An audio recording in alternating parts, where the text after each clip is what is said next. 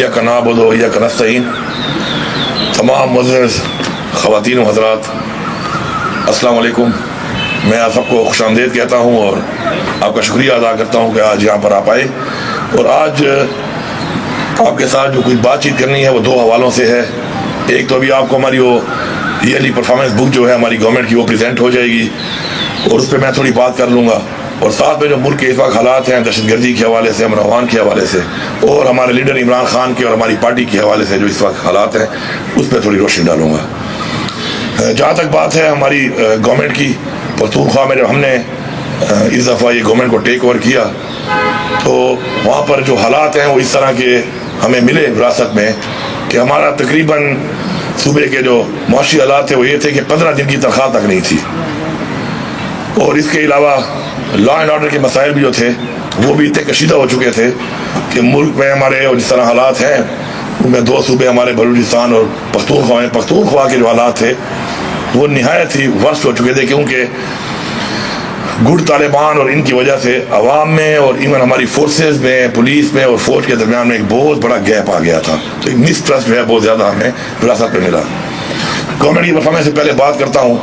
अल्हम्दुलिल्लाह हमारे आने के बाद हमारा आज जो है वो ये पोजीशन है कि इस वक्त हमारा जो सरप्लस है हमारी गवर्नमेंट का, जहाँ 15 दिन की तनख्वाह नहीं थी, आज तकरीबन 169 बिलियन है। इसी तरह हमारे ऊपर जो कर्जा था वो 762 अरब रुपए था हमारे सूबे के ऊपर। हमने 50 अरब रुपए अपना कर्जा भी उतारा और साथ साथ हमने पहली दफ़ा अपना एक डेट एंडोमेंट फंड बनाया कि अपना कर्जा उतारने के लिए, क्योंकि जिस तरह इमरान खान साहब कहते हैं कि खुददार और खुद मुख्तार कौमें वो होती हैं कि जो कर्जदार ना हो, तो हमने 30 अरब रुपया उस पर डाला ताकि उससे जो पैसा हमें आएगा साथ अपने कर्जा भी हम उतारेंगे। और इंशाल्लाह हमारा टारगेट है कि हम इसको 150 बिलियन तक लेके जाएंगे और 50 अरब तक हम इसी जून तक इंशाल्लाह लेके जाएंगे। 30 अरब उसमें आ चुका है। उसके बाद हमारे ऊपर लाइबिलिटी थी बहुत ज़्यादा, तकरीबन 72 अरब रुपए की हमारे पर लाइबिलिटीज थी और हमने आते ही पहले 2-3 महीनों में उनको ख़त्म किया, वो लाइबिलिटी उतारी सारी की सारी। फिर उसके अलावा पिछली गवर्नमेंट में 36 अरब रुपया जो है वो पेंशन के अकाउंट से निकाला गया था मुआशी हालात की वजह से, जो कि मेरे ख्याल में क्राइम है क्योंकि वो एक अमानत होती है। वैसे तो सारा ही टैक्स का पैसा आवाम की अमानत ही है, लेकिन पेंशन अकाउंट एक अमानत होती है, तो उस पर हमने 36 के बजाय 40 अरब रुपया उस पर भी डाला। उसके अलावा पहली दफ़ा हमने एक प्लान बनाया कि जो हमारे ऐसे महकमे हैं और हमारे ऐसे इदारे हैं हमारे सूबे में जो कि इस वक्त लॉसेस में हैं और वो ग्रांट के साथ चल रहे हैं, तो उनके लिए हमने एंडोमेंट फंड बनाना शुरू किए ताकि सेल्फ सस्टेनेबल हो जाएं। तो उसमें हमने माशाल्लाह अपनी यूनिवर्सिटीज़ को सबको एंडोमेंट फंड बनाना शुरू कर दिए। उस पर हमारा एक काम जारी है। इसके साथ साथ हमारा जो ADP होता है, डेवलपमेंट में बात करना चाहूँगा कि डेवलपमेंट जो हमारा ADP है उसका हमारा 13.5 साल का थ्रो फॉरवर्ड था। उसको हमने 7.5 साल पे लाया पहले 3 महीनों के अंदर अंदर, और इंशाल्लाह उसको इस साल हम 4.5 साल पे लेके आएंगे। और इससे मैं ज़रा क्लैरिटी कर दूं, हमारी जो मिस प्लानिंग होती है डेवलपमेंट में, उससे पिछले 15 साल में इस सूबे को 450 अरब का नुकसान हुआ है। और मिस प्लानिंग क्या है कि हम एक काम शुरू करते हैं, उसको कंप्लीट करने की पॉलिसी हमारे पास सही नहीं होती, तो वो काम इतना लंबा हो जाता है कि वही काम मोर देन 2 टाइम्स और 3 टाइम्स तक भी उतने पैसों में कंप्लीट होता है। मतलब उतना ही काम हमने किया लेकिन 450 अरब उसमें ज़्यादा लगे, जो कि अवाम के टैक्स पैसे के साथ एक बहुत बड़ी ज्यादती है। तो हमारी जो प्लानिंग है वो ये है कि हम वही काम करेंगे कि इन टाइम ख़त्म करें और जो एक्सेलेशन से उसी काम में ज़्यादा पैसे लगते हैं वो ना लगें। तो उस हवाले से मैं यहाँ पे बताना चाहता हूँ कि ये जो बात होती है करप्शन की, एक बयानिया बनाना हमारे लिए बड़ा आसान होता है। तो करप्शन बिल्कुल एक बहुत बड़ा नासूर है हमारे माशरे के अंदर भी, हमारे मुल्क के अंदर भी। लेकिन मैं आपको बताऊँ कि विद गुड गवर्नेंस, मॉनिटरिंग और डिजिटलाइजेशन के साथ आप इसको कंट्रोल कर सकते हैं। हमने उसका ये अमली नमूना पेश किया है। हमने कोई टैक्स नहीं लगाया और हमने 55% और 50% नॉन टैक्स में और टैक्स रेवेन्यू में इजाफा किया है। ये बाकी भी कर सकते हैं, इतनी गुंजाइश थी तभी ये हुआ है। गुंजाइश मौजूद थी, काम नहीं हो रहा था।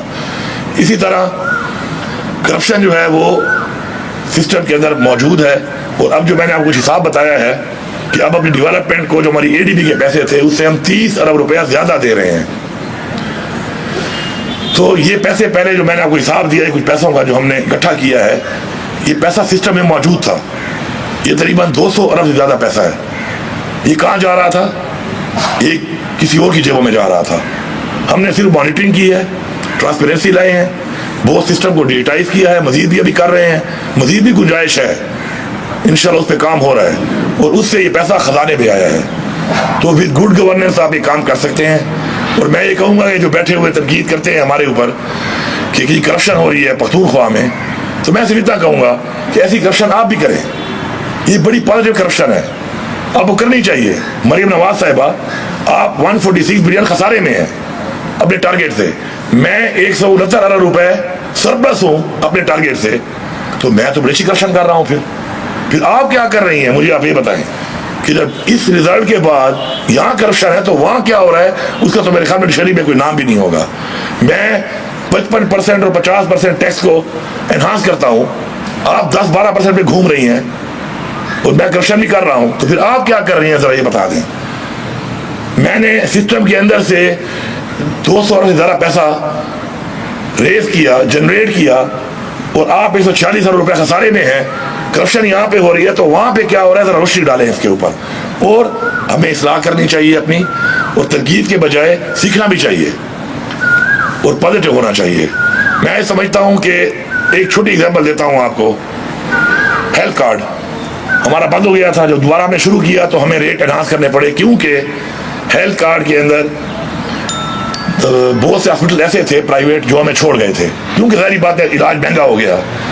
लेकिन आप हैरान होंगे ये सुनकर कि 30% इंक्रीज करने के बाद रेट्स को आज हमारे हेल्थ कार्ड के ऊपर हर महीने 90 करोड़ से 1 अरब कम बिल आ रहा है। ट्रांसपेरेंसी, ये तकरीबन अगर मैं इस हिसाब से भी लगाऊं तो 11 अरब रुपए आपने बचत की है, और अगर 30% इंक्रीज के हिसाब से लगाऊं तो 15 अरब की बचत है एक साल के अंदर। इसी तरह दवाइयां देख लें, 2018, 19, 20, 21, 22 में 8 अरब, 9 अरब, 10 अरब और 12 अरब रुपए की परचेजिंग हुई। उतनी ही दवाई, उतनी ही क्वांटिटी उन्हीं कंपनियों से। हमने आकर वही परचेज किया है 5 अरब रुपए में, सिर्फ उतनी ही क्वांटिटी, वही कंपनियां हैं। तो ये क्या है? सिर्फ मॉनिटरिंग है। ट्रांसपेरेंसी मॉनिटरिंग के जरिए कंट्रोल हो सकती है। इखलाकियात के जरिए अगर आपने करप्शन खत्म करनी है तो मैं दावे से कहता हूं कि उसके लिए वी नीड 2 जनरेशंस। अब डिजिटाइज करके, सिस्टम को ठीक करके, मॉनिटर करके आपने इसको कंट्रोल करना है, और ये उसका सबूत है। इसी तरह हमने रिक्वायरमेंट की, आप हैरान होंगे सब ये सुनकर कि मैंने 20 अरब की गंदम कैश में ली है, और अगर ये गंदम मैं पासो से लेता तो क्वालिटी पासो की आपके सामने है, जो हालात चल रहे हैं पासो की क्वालिटी के गंदम के, और मुझे 10 अरब रुपए पासो को देने पड़ते हैं कमीशन फॉर नथिंग। तो मेरा अपना सूबा है, मेरे डिपार्टमेंट्स हैं, मेरे लोग हैं, तनख्वाह ले रहे हैं, तो मैंने खुद जो किया उससे 10 अरब की बचत आई, और कैश में लिया बजाय कर्ज में लेने के।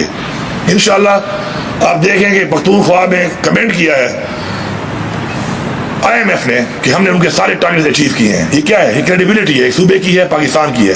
ऐसी क्रेडिबिलिटी आपकी होगी तो आपको पाँव नहीं पकड़ने पड़ेंगे उनके, आपके ऊपर वो थोकते हैं हर चीज, क्योंकि आप क्रेडिबल नहीं रहे। आपने क्रेडिबल रहना है, और क्रेडिबल रहने के लिए जरूरी है कि आपको अपने वो जो आपसे कमिटमेंट्स होती है पूरी करेंगे। अल्हम्दुलिल्लाह हमारा तकरीबन 10 अरब रुपया जो हमने देना होता है हर महीने का, एक दिन भी हमने शॉर्ट नहीं किया। वो किस्त हमारी जो कर्जे की, जो हमारे इंटरेस्ट की किस्त है, जो हमने नहीं लिया, लेकिन सारी बात हमने ओन करना है, वो हर महीने हम 10 अरब रुपए पूरे के पूरे उतार रहे हैं। अब मैं जरा बात करूंगा थोड़ी सी, बाकी हमने बहुत से ऐसे काम किए हैं, अभी बहुत बुक आपके पास है, और मैं ये भी दावा करता हूँ कि कोई भी फिगर अगर आप देखेंगे तो आपको मैं ये बता रहा हूँ कि थोड़ा है या बहुत है, हमने वही लिखा है जो हमने किया है। हमने झूठ नहीं बोला, हमने पराई तख्तियाँ भी उठाकर उन पर अपने फोटो नहीं लगाए। ये मेरिट के ऊपर ही हमने बनाई है, और यही है, इसमें हमने हर चीज़ को डबल किया है। ज़कात हमारी पहले 12,000 थी, हमने उसको 25,000 कर दिया। बच्चियों की शादी 25,000 थी, हमने उसको 2 लाख कर दिया। हमारे जितने बच्चों को हायर एजुकेशन में स्कॉलरशिप मिल रहे थे उनको हमने डबल कर दिया। हमारे जितने बच्चियों को एलिमेंट्री में स्टाइपेंड में वजीफे मिल रहे थे उनको हमने पैसों को भी डबल किया और क्वांटिटी को भी डबल किया, और एंडोमेंट फंड भी हमने डबल किया जितने हमारे चल रहे थे इन चीज़ों में। तो इस तरह की बहुत सी और चीज़ें हैं, डिटेल इसमें मौजूद है। अब जो मुल्क में हालात हैं इस वक्त, पॉलिटिकल जो हमारी एक नॉन स्टेबिलिटी है, उसका एक ही हल है, और वो हल है कि इमरान खान को रिहा करना पड़ेगा। जब तक इमरान खान जेल में है, आप इंटरनेशनली एस्टेब्लिश नहीं कर सकते कि पाकिस्तान में पॉलिटिकल स्टेबिलिटी है। इनको ये समझ नहीं आ रही। इनको ये समझना पड़ेगा। कोई इन्वेस्ट करने को तैयार नहीं है आपके साथ, धरने हो, प्रोटेस्ट हो या ना हो।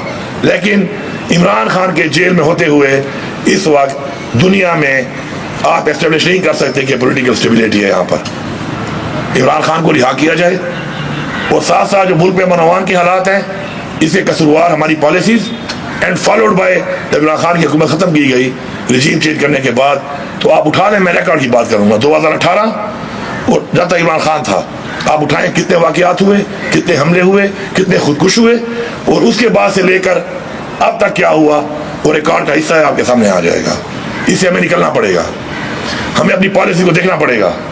मुज़ाकरात के बगैर अफगानिस्तान के साथ 2200 किलोमीटर की मेरे सूबे की एक बॉर्डर है, और अफगानिस्तान वो मुल्क है इसने 2 सुपर पावर को शिकस्त दी है। ये कोई कच्चे के डाकू नहीं है, या ये कोई मोबाइल स्नैचर नहीं है कि आपको मजाक लग रहा है। यहाँ पर आप बगैर मुज़ाकरात किए अफगानिस्तान के साथ इस खिते में अमन की बहाली नहीं कर सकते। अपनी कैपेसिटी भी आप देख लें, उनकी कैपेसिटी भी आप देख लें। और अफगानिस्तान के लिए तो जंग, उनके लिए तो बिजनेस एज यूजुअल है। उनकी तो 2 नस्लें जंग में पैदा हुई हैं। क्या हमारी ये पोजीशन है? क्या हम ये कर सकते हैं? मैं अफगानिस्तान से जब बात करता हूं मुज़ाकरात की, इसलिए करता हूं कि पूरी दुनिया में हर मसले का हल ही मुज़ाकरात है। हमारे पे एक और इल्जाम लगाते हैं बार बार बैठकर कि जी हम तालिबानों को ला रहे थे, हम तालिबानों से मुज़ाकरात कर रहे थे। मुज़ाकरात हमने बिल्कुल पहले भी बात की है, अब भी हम करते हैं। लेकिन ये 2022 में जब पीडीएम की हुकूमत आई है रिजीम चेंज के बाद, इनकी नेशनल सिक्योरिटी कमेटी की मीटिंग में भी ये फैसला हुआ है और अप्रूवल हुई है कि तालिबानों से मुज़ाकरात किए जाएं। साइन मौजूद है, मीटिंग मौजूद है, रिकॉर्ड का हिस्सा है, आप देख रहे हैं उसको। तो ये इल्जामात लगाकर मैं आप पे इल्जाम लगाऊं, आप मेरे पे इल्जाम लगाएं, इस तरीके से मसले हल नहीं होते।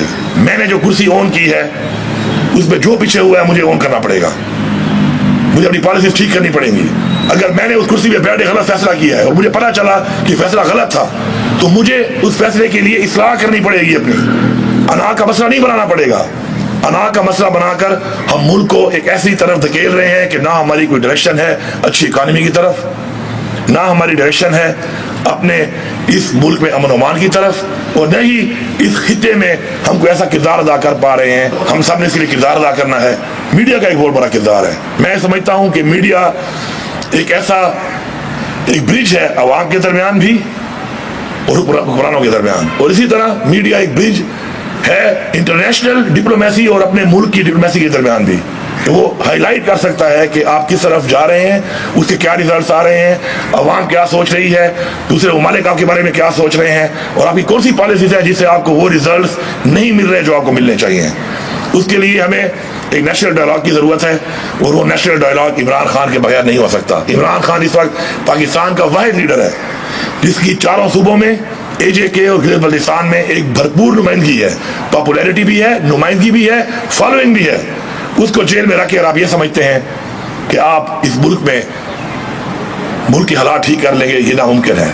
इस वक्त एतमाद की ये पोजीशन है कि जब मुझे सुबह मिला तो आप यकीन करें कि लकी में मेरी पुलिस एहतजाज कर रही है कि फौज को निकालो यहां से, फिर Bannu followed by Tank, DI Khan, Waziristan, हर तरफ ये बात चल रही है।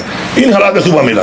आज अल्हम्दुलिल्लाह मैंने अपना provisional election plan as a whole उस पर काम शुरू किया है, और उसमें पहली चीज जो मैंने देखी वो ये देखी कि कोई ऐसी जंग आप अवाम के बगैर नहीं जीत सकते। You have to win the hearts. उसमें हमने काम शुरू किया। आज अल्हम्दुलिल्लाह उसके रिजल्ट आप देखें। करक में हमला हुआ, पूरी की पूरी करक की अवाम निकल आई। बनू में हमला हुआ, बनू की अवाम निकल आई। लकी की अवाम ने ऐलान कर दिया है कि अगर कोई दहशतगर्द हमला करेगा अपनी फोर्सेस के साथ पहले हम लड़ाई करेंगे। खैबर जो इस वक्त ऐसे हालात में है कि अभी तक हमारे TDPs बहुत सारे कुछ गांव में शिफ्ट नहीं हुए, अब तक इतना एक वो सेंसिटिव एरिया है। कल रात को हमला हुआ है, पूरी की पूरी अवाम निकली है, हमला चेक पोस्ट पे हुआ है, उन्होंने हमले को पास किया है कि जी हम लड़ेंगे।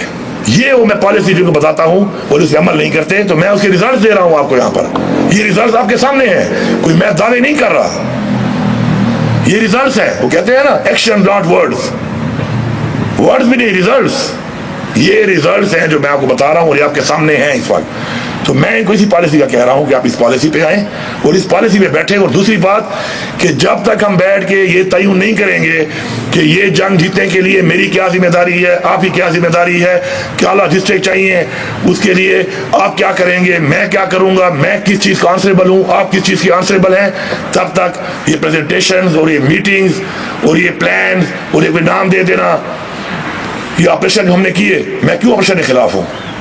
क्योंकि ऑपरेशन से मेरे सूबे में तबाही हुई है, फायदा कोई नहीं हुआ। अगर ऑपरेशन से फायदा होता तो मैं उसकी हिमायत जरूर करता। ऑपरेशन से तो मेरे लोग मजीद मुखालिफ हो गए हैं, नुकसान भी उठाए, जाने भी कुर्बान हुई, फाइनेंशियली भी नुकसान उठाया, सूबे ने उठाया, इंडिविजुअल ने उठाया, और रिजल्ट क्या निकला उसका? कुछ भी नहीं। तो इसलिए जो हम कुछ चीज़ों की मुखालफत करते हैं तो हम हालात को देख के करते हैं, क्योंकि हम आवाम के अंदर हैं, हम आवाम की राय का जायजा लेते हैं। इमरान खान ने हमें यही सिखाया है कि आवाम की राय को देखते हुए, आवाम के सेंटिमेंट को देखते हुए, आवाम के साथ आवाम को करने के लिए आवाम की राय के साथ चलना पड़ेगा। और यही मेरा इन सबको ये रिक्वेस्ट है, और मेरी इस पूरी स्टेट को, तमाम इदारों को ये रिक्वेस्ट है कि अगर आप लोग इन बातों पर जो मैं आपको कर रहा हूँ, और मैंने आपको बताया है, गवर्नेंस के हवाले से ही बताया आपको, करप्शन के हवाले से ही बताया आपको, लॉ एंड ऑर्डर के हवाले से बताया है, और रिजल्ट्स आपके सामने हैं। हर तरह के इन 13 महीनों में हर तरह के रिजल्ट जो मैंने आपको बताए हैं वो हमारे सामने हैं, विद द पॉलिसी जो हमने अडॉप्ट की हुई है।